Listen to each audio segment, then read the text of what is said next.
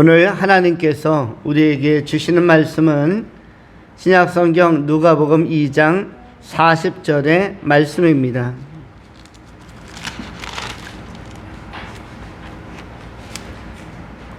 누가복음 2장 40절의 말씀, 이제 받들어서 봉독하겠습니다. 아기가 자라며 강하여지고 지혜가 충만하며 하나님의 은혜가 그의 위에 있더라. 아멘. 오늘은 본문에 있는 말씀 그대로 아기가 자라며 강하여지고 은혜가 충만함이란 제목을 가지고 하나님의 말씀을 전하겠습니다. 두 가지로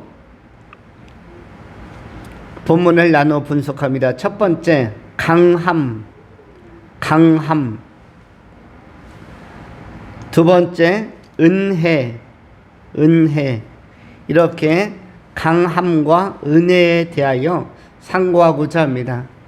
본문의 말씀에 이 땅에 말씀이 육신이 되셔서 성육신하신 예수님은 특성상 아기로 오셨는데 그 아기가 자라났다라고 기록을 합니다. 자라났고 성장을 하였고 그리고 특성상 강해지고 은혜가 충만했다, 이렇게 기록을 합니다.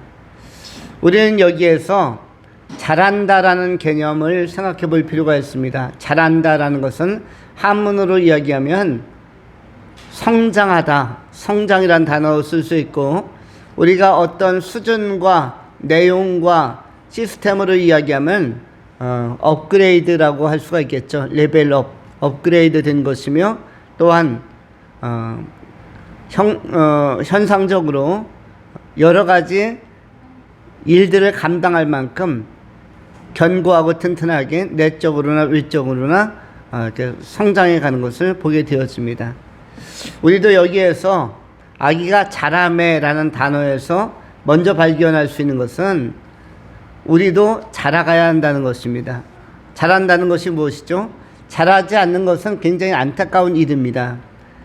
아이가 태어나서 자라지 않고 2살이 되고 3살이 되고 4살이 되어도 태어날 때랑 똑같은 크기다, 7살, 10살이 되어도 역시 동일한 크기다 할 때 부모님은 굉장히 안타까울 것입니다. 제가 지금으로부터 25년 전에 한 교회에서 목회를 할 때에 그 교회는 한 달에 한 번씩 중고등부 학생들과 또 교사 선생님들과 담당 교역자가 함께 보육원에 가서 어린아이들을 돌봐주고 씻겨주고 놀아주는 그런 프로그램을 했습니다. 그 당시에는 학교에 내기 위한 어떤 봉사활동서를 쓰기 위해서도 있겠지만은, 그러나 정말로 긍휼히 여기는 마음 가지고 사회적 봉사를 하기 위해서 교회가 시스템과 또 이렇게 프로그램을 가지고 한 달에 한 번씩 정기적으로 갔습니다.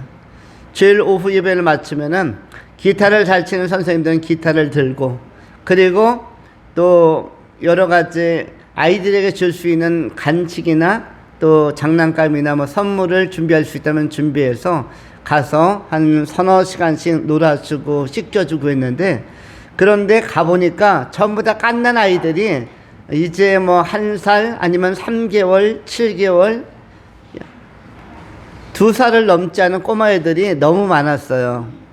그래서 이 아이들은 나이가 조금 적은가 보다, 어린아이들인가 보다 생각을 했는데, 그런데 놀랍게도 나중에 함께 방문한 학생들에 대하여 그것을 보육원을 운영하는 원장 선생님이 말하기를, 이 아이들은 이 학생들보다 나이가 많습니다 라고 이야기를 했어요.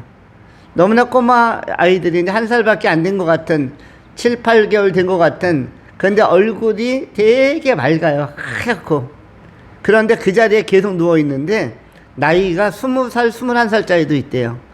태어날 때부터 크지 않아서 그 상태로 그냥 계속 자라지 않으니까 그 모습으로 20년이 지난 거라고 얘기했습니다. 그래서 저희 학생들, 고등학생들 같이 갔었는데, 너보다 형이야, 너보다 누나야, 이렇게 이야기하는 걸 들었습니다. 그런데 누나든 형이든 어쨌든 오줌도 싸고 똥도 싸고 그러는데 기저귀도 갈아주고 씻겨주기도 하고 다 벗겨서 그런 사회봉사를 한 그 경험들이 있습니다. 매월 첫 주일날 가서 이렇게 사회봉사를 하기도 했습니다. 같이 갔던 학생들이 그 퀴퀴한 냄새를 맡을 때는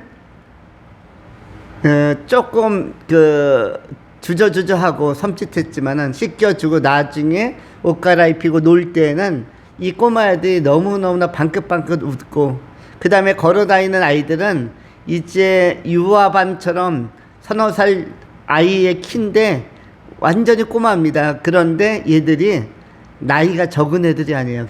진짜 서너 살이 아니라 최소한 한 15살 이상 20살이 넘은 사람까지 있었는데, 꼬마애들이 이 사회봉사 하러 온 학생들을 대롱대롱 매달려요. 업어주기도 하고 안아주기도 하고, 마치 애완용 강아지라든지 또 반려미라든지 키우는 사람들은 안아주고 쓰다듬어주고, 토끼를 키우는 사람도 있고, 어떤 경우는 라쿤을 키우기도 하고 원숭이를 키우기도 하는데 착착 몸에 달라붙고 안 떨어지려고 합니다. 마지막에도 이 아이들이 다 이제 사회봉사 활동을 마치고 돌아가려고 할 때도 안 떨어지려고 해요.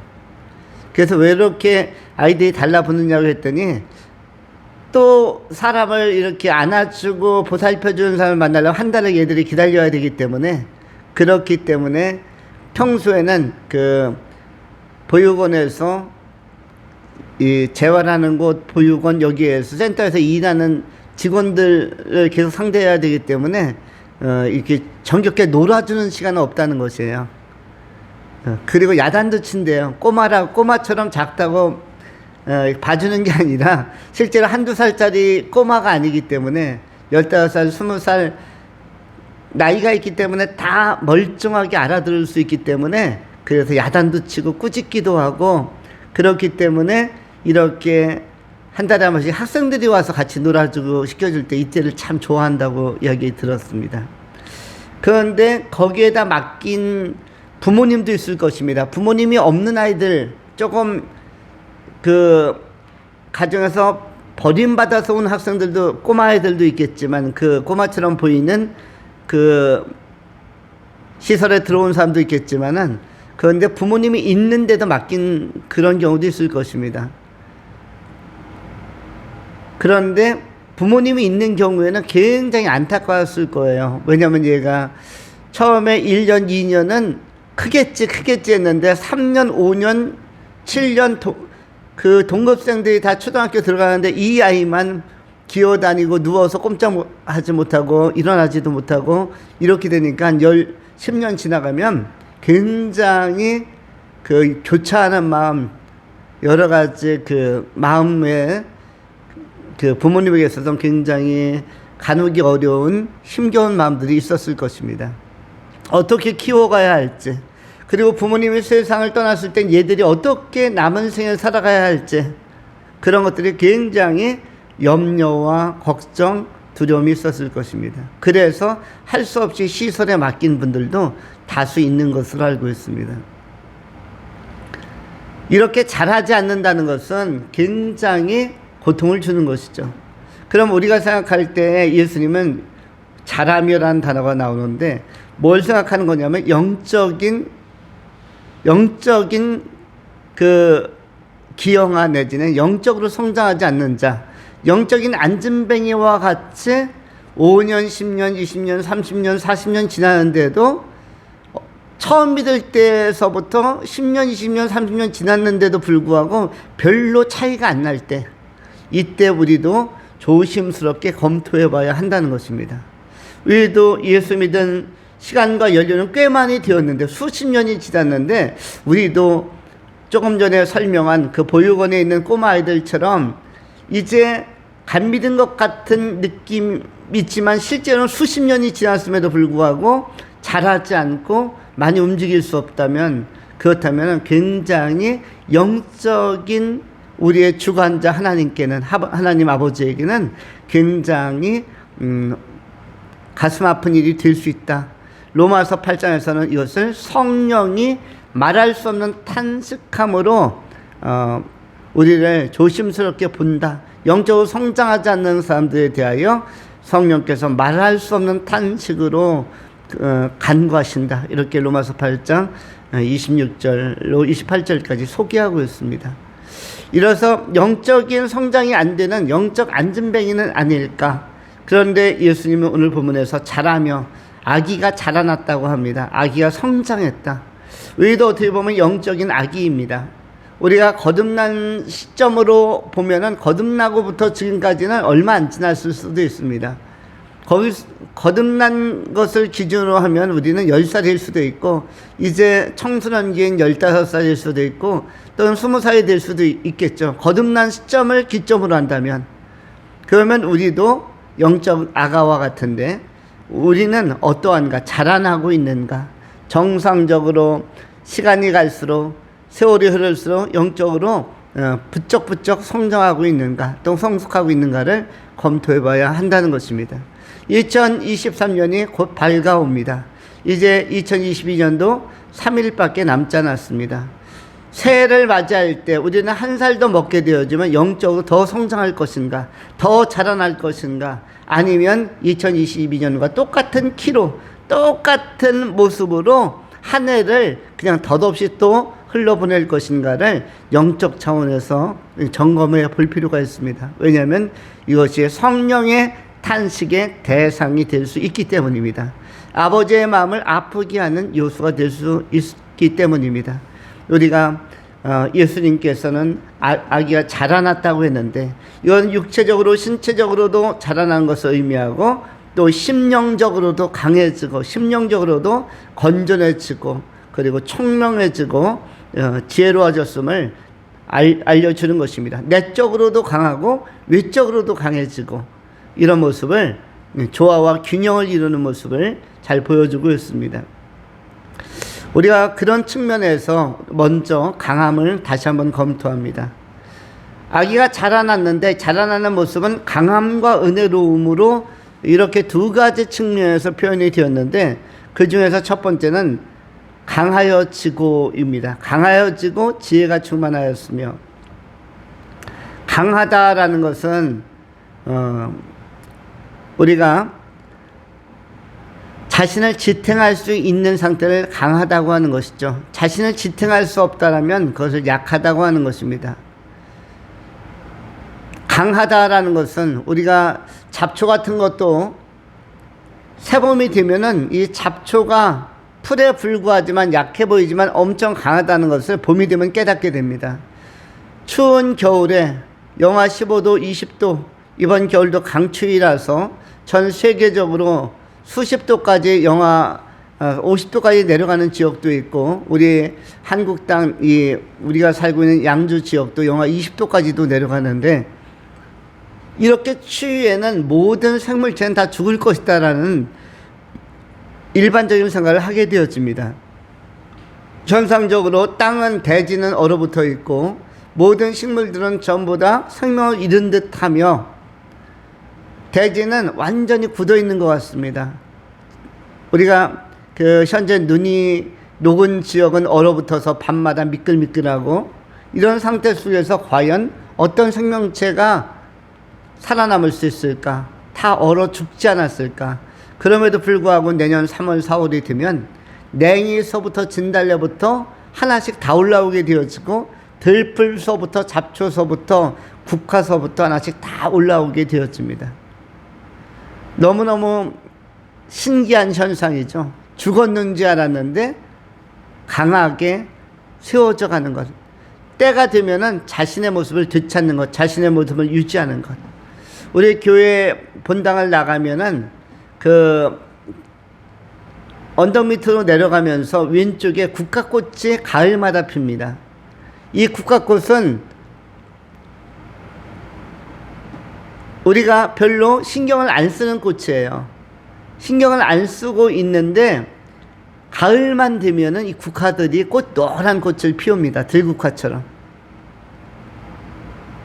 우리가 요 길 밑으로 내려가면서 왼쪽 언덕 바지를 이렇게 보면은 교회 앞쪽에 왼쪽 모서리에 군락이 있죠. 그래서 겨울에 다 죽은 것 같은데 가을만 되면 꽃을 항상 예외 없이 꽃을 피웁니다. 이와 같이 강하다라는 것은 자기의 원형을 잃지 않는 것이며 자기의 사명을 잃지 않는 것이 강함이라고 할 수가 있습니다. 예수님이 결정적으로 강했던 것은 이 땅에서 기적도 일으키고 그리고 이적도 행하고 많은 교훈도 하고 많은 제자들과 따르는 군중과 사람들 대하고 이런 사회적으로 또 삶의 분주한 상황 속에서도 어떤 것을 잊지 않았기 때문에 강하다고 하는 것이죠. 사명을 잊지 않았기 때문에. 어떤 사명이었습니까? 십자가를 지는 사명. 예수님께서 이 땅에 본질적으로 오신 것은 십자가 지기 위하여 십자가에서 보배 피 흘리시고 인류를 대속하러 오신 것인데 바로 십자가에 못 박히시고 피 흘리시고 대속하시기 위해 오신 사명을 한치도 잊지 않았다는 것을 예수님의 강함으로 우리는 이해할 수가 있는 것입니다. 약한 자라는 것은 뭐죠? 자기 중심을 잡지 못하는 것입니다. 자기 균형을 잡지 못하는 것이에요. 누가 밀면 그냥 넘어지는 것이고 밀리는 것이고 누가 그 영향을 미치면 영향에 물들어 버리는 것, 이것이 약한 것이죠.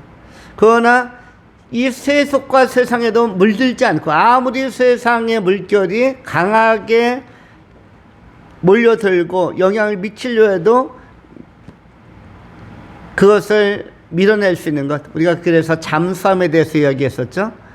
바다 밑에 그 해저 깊은 곳을 다니면서도 그 물 가운데 물에 속해 있지만은 물을 한 방울도 허용하지 않는 그런 이 잠수함의 그 도도함, 물을 한 방울도 받아들이지 않고 그것을 허용하지 않는 이 견고함, 이런 것들이 바로 강함인데, 그래서 잠수함의 원래적 기능을 감당하는 것. 물이 자꾸 잠수함 내부로 들어오면 이 잠수함은 약한 것이죠. 강한 잠수함이라는 것은 자기의 본래적 기능과 사명을 끝까지 완수하는 것이 강한 것입니다. 우리 인생도 마찬가지고, 우리는 예수 그리스도를 믿고 예수 그리스도와 동행하면서 하나님의 나라, 우리가 일반적으로 이야기하는 이 세상 나라를 넘어서서 다가오는 하나님의 나라, 예배된 하나님의 나라에 들어가는 것이 우리의 사명이자 미션이기도 합니다. 그것이 가장 본질적인 것입니다. 두 번째 나라, 천국에 들어가는 것.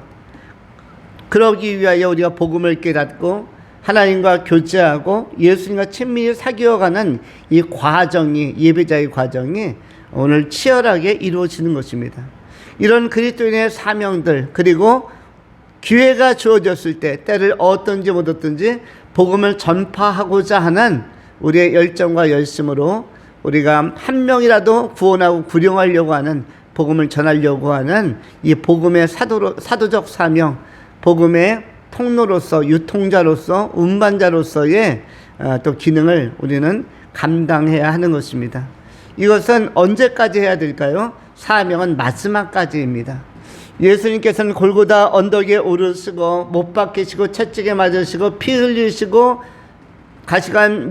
가시면류관 써시고 운명하실 때까지 이 사명을 감당한 것처럼 우리에게 있어서도 자기를 부인하고 자기 십자가 지고 주님께서 우리의 삶을 이끌어가는 과정 안에서 우리가 순종하며 따라가고 주님을 기뻐하며 따라가고 감사하며 따라가면서 우리를 통해서 하나님 나라에 들어올 수도 있는 사람들에게, 또 그리스도를 한 번도 만나보지 않은 사람들에게 이정표가 되어지는, 교회에 한 번도 안 나와본 사람들은 성경을 읽는 게 아니라 무엇을 읽는다고 했죠? 그리스도인의 얼굴을 읽고 그리스도인의 표정에 쓰인 편지를 읽는다. 그리스도의 삶의 행적, 그리스도인의 삶의 자취 안에 담긴 메시지, 그 안에 있는 행위적 언어들을 읽고 나도 예수 믿어야지, 그들의 곤고한 날에 예수 믿기를 그들이 깊게 생각할 수가 있다는 것입니다. 예수 안 믿는 사람들에게 예수 믿을 수 있는 기회를 제공하는 것은 굉장히 중요한 사명이라고 할 수가 있습니다. 그래서 우리 주변의 사람들이 믿든지 안 믿든지 우리는 어떻게 해야 될까요? 일관되게 믿음의 주요 온전케 하시는 이인 예수를 따르고 믿고 신뢰하면서 이정표처럼 가야만 합니다. 이정표가 길을 찾는 사람들에게, 구도자들에게, 삶의 방향성을 찾는 자들에게는 얼마나 큰 도움이 되는지 모릅니다. 우리가 초행길 갈 때에 운전을 하다 보면 이정표를 보면 교차하는 사거리에서 좌회전, 우회전이라든지 앞으로 직진이라든지 유턴이라든지 이런 것에 대한 안내 표지판이 있게 되어지면 굉장히 큰 유익을 얻고 힘을 얻습니다. 그런데 이와 같이 도움을 주고 유익을 주는 이정표 같은 역할을 인생 초보자들, 아직도 길을 잘 못 찾고 있고 아직도 길이요 진리요 생명이신 예수님을 만나지 못한 세상에서 방황하는 영적 방황, 정신적 방황, 정서적 방황을 하는 사람들에게는 우리 그리스도인들의 표정과 삶의 모습에 나타난, 삶의 지향적 자세에 나타난 메시지들이 굉장히 중요한 것입니다. 그래서 곤고한 날에 나도 그 사람처럼 믿어야지. 그 신실했던 사람, 일관되게 예수 그리스도 그리고 하나님 나라를 추구했던 그 사람처럼 나도 믿고 그 사람이 간 길을 나도 따라가야지 하는 동기를 부여할 수 있는 이런 선한 안내자, 선한 이정표로서의 사명을 우리가 잘 감당해야 할 것입니다. 이러할 때 우리 또한 예수님을 본받아 우리가 내적으로 강해지고 또 외적으로 강해질 수가 있는 것입니다. 사명을 감당하는 사람들이 강한 사람들입니다. 마라톤 선수는 무엇이 미션이고 사명입니까? 스타트해서 크고 많은 난코스들이 있죠. 42.195km가 길고 험하니까 중간에 언덕도 있고 너무 험준한 코스들이 많이 있는데 제일 중요한 사명이 무엇입니까? 결승 테이프가 있는 데까지 42.195km를 다 돌아서 메인 스타디움까지 오는 것입니다. 그것이 사명이죠. 미션인 것처럼 그 사람이 강한 사람들이죠. 중간에 탈락하는 사람들이 너무나 많습니다. 왜냐하면 마라톤은 힘들고 지루하고 지치게 하고 갈증나고 쥐도나고 힘겹죠. 버겁죠. 그래서 탈락하는 사람들이 많은데 이 사람들은 전부 다 뭐죠? 아무리 초반에 잘 뛰어도 다 약한 자들입니다. 중간에 탈락하는 사람들은 알고 보면 다 뭐예요? 약한 자입니다. 누구만이 끝까지 살아남는 것입니까? 강자만이 끝까지 살아남는 것입니다. 강자가 끝까지 살아남고 아무리 추워도 새봄에 다시 꽃을 피우고 새봄에 다시 파란 풀을 잎사귀를 틔울 수 있는 나무가 강한 나무입니다.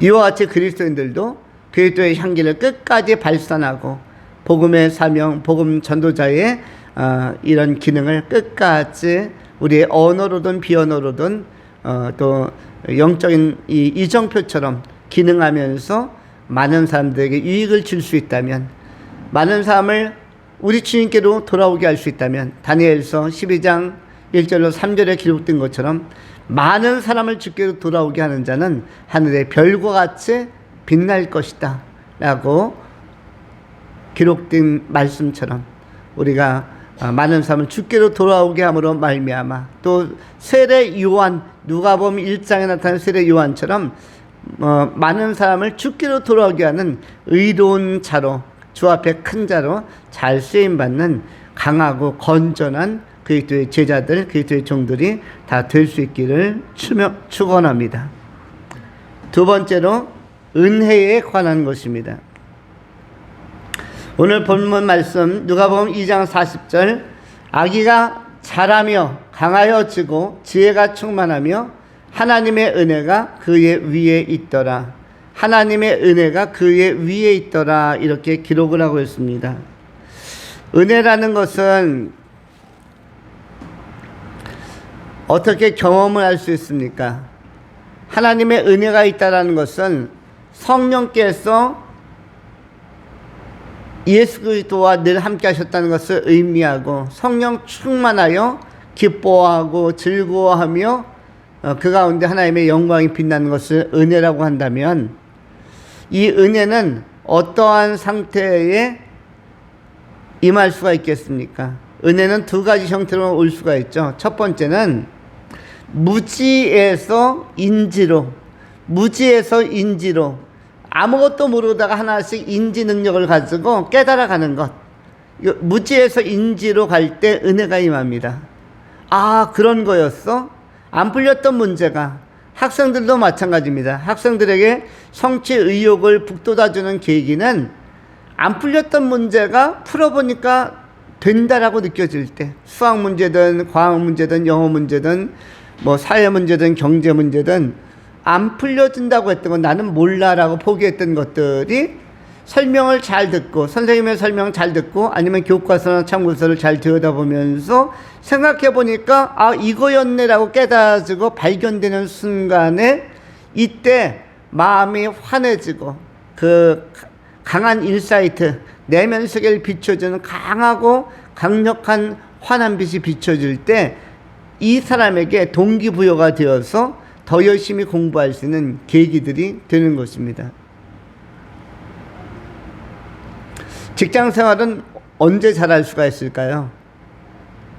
물론 월급을 받았을 때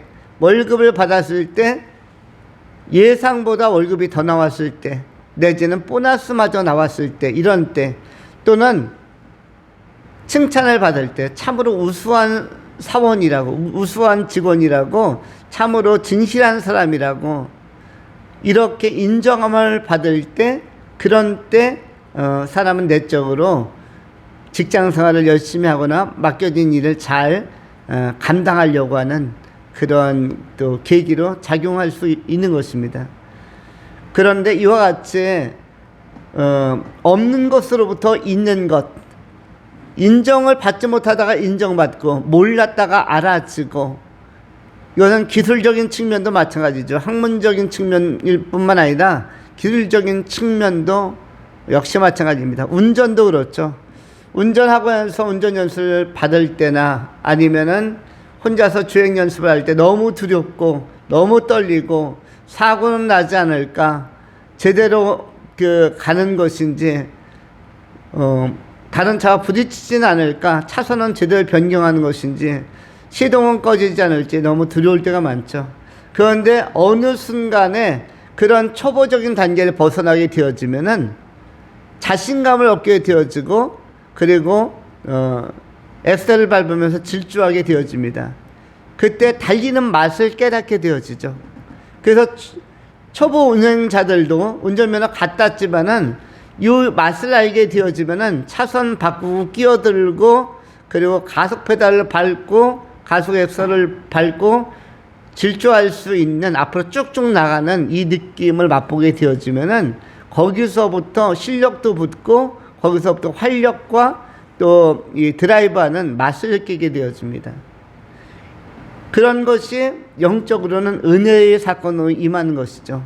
아무것도 몰랐다가 진리를 알게 되니까, 아무것도 몰랐다가 성경을 알게 되어지고, 창조를 알게 되어지고, 구원의 문제를 알게 되어지고, 인간이 무엇인지, 하나님이 누구신지, 교회가 무엇인지, 영적 세계가 무엇인지, 그리스도인의 사명이 무엇인지, 하나님의 나라가 무엇인지를 깨닫게 되어질 때, 무지에서 인지로 성숙해 갈 때, 그러할 때 우리는 은혜를 받게 되어집니다. 그것은 말씀을 들으면서, 말씀을 듣다가 은혜 받기도 하고, 하나님 앞에 기도하다가 은혜 받기도 하고, 찬송하다가 은혜 받기도 하고, 말씀을 묵상하다가 우리 안에 강력한 내적인 충만한 은혜를 또 경험할 수가 있는 것입니다. 무지에서 인지로 가는 것은 성경 공부를 통해서도 가능하고, 성경을 반복해서 읽다가도 가능할 수가 있습니다. 또는 좋은 책, 영적 독서, 건전한 영적 서적을 읽고 그 가운데에서 잘 이해되어지도록 이렇게 변증법적으로 설명을 잘 해놓은 논리적으로 정말 공감이 가는 말씀의 강의라든지 말씀의 주제들을 우리가 또 확인하면서 말씀의 깊이를 경험하면서 여기서도 은혜를 받을 수가 있습니다. 그런가 하면은 또 무엇이죠? 두 번째 차원은 무지에서 인지로가 아니라 이 깨달음, 배움 이쪽이 아니라 고난을 통해서 얻어지는 은혜가 있습니다. 고난을 통해서. 로마서 8장 16절로 17절에 성경은 이렇게 말씀을 합니다. 너희는 다시 무서워하는 종의 영을 받지 아니하고 양자의 영을 받았으므로 우리가 아빠 아버지라고 부르짖느니라. 성령이 친히 우리의 영과 더불어 우리가 하나님의 자녀인 것을 증언하시나니 자녀이면 또한 상속자 곧 하나님의 상속자요 그리스도와 함께한 상속자니 우리가 그와 함께 영광을 받기 위하여 고난도 함께 받아야 할 것이니라. 17절에는 우리가 하나님의 자녀요 그리스도 예수 안에서 상속자라면 곧 하나님의 상속자요 그리스도와 함께 한 상속자니 우리가 그와 함께 영광을 받기 위하여 고난도 함께 받아야 할 것이니라. 고난이라는 단어가 나오고 있습니다. 우리는 고난이라는 것은 생각하기를 원치 않습니다. 우리가 삶을 살아갈 때 세상적으로도 고생하기를 원치 않고 편안하게 살기를 원하고요. 편안한 것을 좋아합니다.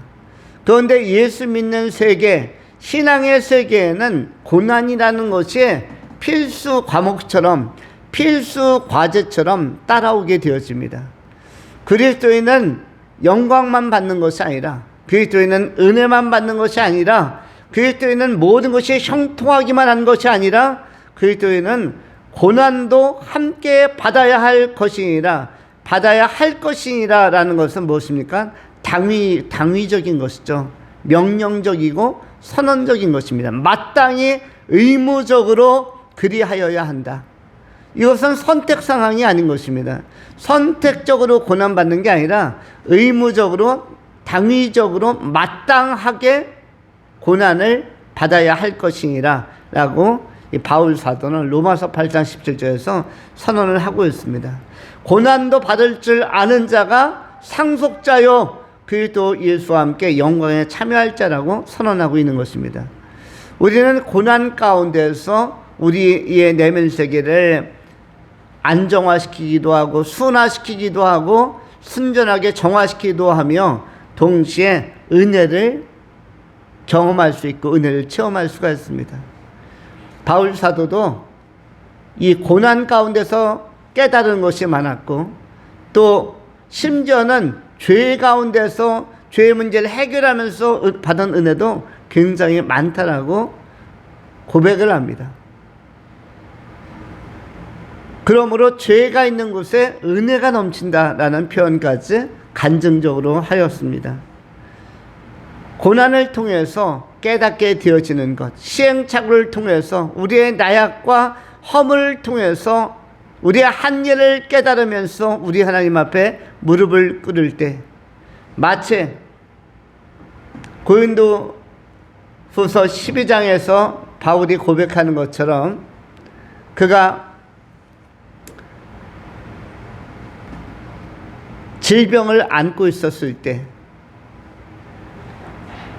안질 내지는 간질, 이른바 사단의 사자, 육체의 가시 스켈라조라는 것이 사도 바울을 엄청나게 괴롭힐 때에 3번이나 떠나가기를 간구하였지만 이 질병이 떠나가지를 않고 오히려 깨달은 것이 있다고 하죠. 그것은 내가 연약한 그때가 곧 강함이라.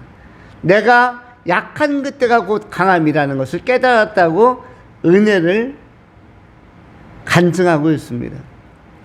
바울은 수건 하나를 가지고도 능력을 행하기도 하고 또는 그가 안수하며 수많은 사람을 고치기도 하고 또는 유두구라고 하는 말씀을 듣다가 예배당 창가에 걸터 앉았다가 떨어져서 죽은 사람마저도 살려낸, 죽은 자를 살려내고 기절한 자를 정신 차리게 하고 그러한 그 놀라운 능력을 행한 자가 바울인데, 그 바울이 자신의 이 질병의 문제, 질환의 문제, 스켈라조를 육체의 가시를 해결을 못했습니다. 그리고 3번이나 하나님 앞에 간구했는데 이 간구가 잘 응답이 안 되었어요. 얼마나 고통스러웠으면 간구하고 기도했겠습니까? 너무너무 힘들었으니까 기도하고 간구한 것이죠. 그런데 이 육체의 가시 스켈라조는 뽑혀지지 않았습니다. 한 번 기도해도, 2번 기도해도, 3번 기도해도 이것이 해결되지 않았습니다.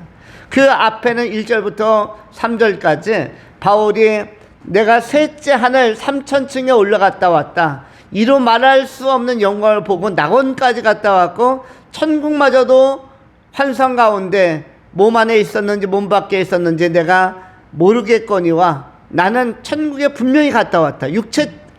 육체와 동시에 갔다 왔는지 영혼만 빠져나가서 갔다 왔는지 모르겠지만 나는 천국을 보고 왔다. 이렇게 선언하고 나서 바로 그 다음에 나온 것이 내 안에 사단의 사자 곧 그 육체의 가시가 있어서 내가 이것이 떠나가기를 간구하였다. 영적 체험을 가진 자에게도 고난은 올 수가 있고 기도응답이 안 이루어지는 것처럼 답답할 때도 있고 또 이렇게 암울할 때도 얼마든지 있을 수가 있습니다. 왜 나만이 겪는 고난일까? 왜 나에게만 이 고난의 문제가 해소되지 않고 왜 내 기도는 들어지지 않는 것일까? 이렇게 자괴감에 빠질 수도 있는 고비였습니다. 그런데 그때 바울은 이 고난을 통해서 무엇을 이야기하죠? 내가 약한 그때가 곧 강함이라는 깨달음을 얻었다라고 그렇게 소개하고 수레하고 있습니다. 그리고 간증하고 있습니다. 내가 약한 그때에 하나님을 더욱더 의지할 수 있고 내가 고난의 문제에 매이지 아니하고 고난이 있다면 또 와라. 고난 오려면 또 와라. 뭐 눈이 아픈 것 또 간질이 가끔 오는 것 괜찮다.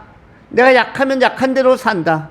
내가 어려우면 어려운 대로 살고 내가 그 경제적으로도 좀 빈곤하면 빈곤한 대로 내가 산다. 그러나 기죽지 아니하고 그리스도인으로서의 영적 자세와 영적 건강성은 건전하게 유지하면서 나는 은혜롭게 살고자 한다. 나에게 주어진 인생 여정 마지막까지 은혜와 진리로 충만하게 살고자 한다. 예수 그리스도께서 마치 오늘 본문에 나온 것처럼 강하여지고 지혜로워지고 은혜가 충만했던 것처럼 나 또한 예수 그리스도 안에서 영적으로 성장하고 자라면서 강해지고 지혜로워지고 은혜로워지는 삶을 추구한다. 우리는 이렇게 삶을 정돈하면서 그리스도의 제자된 길을 걸어갈 수가 있는 것입니다.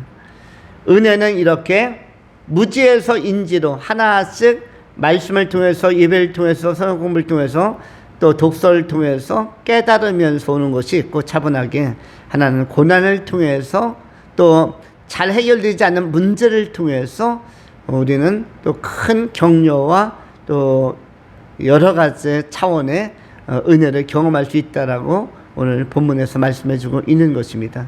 남은 생에 이런 강함, 주 안에서 강함으로써 사명도 감당하고 그리스도인으로서의 이 복음의 편지로서 또 그리스도의 군사로서의 삶도 잘 감당해 나가고 영적 전투에도 능한 종들이 되며 동시에 은혜로 충만한 예배와 성경 공부와 말씀 읽기를 통해서도 하나하나 차분히 알아가면서 은혜 받고 또 상황적인 고난을 통해서도 잘 풀리지 않는 문제를 통해서도 주님을 의지하면서 은혜를 받음으로 말미암아 남은 생애가 진리와 은혜로 충만한 그리스도 예수의 종으로서의 삶을 끝까지 경주해가는 아름다운 사명자들이 다 될 수 있기를 축원합니다.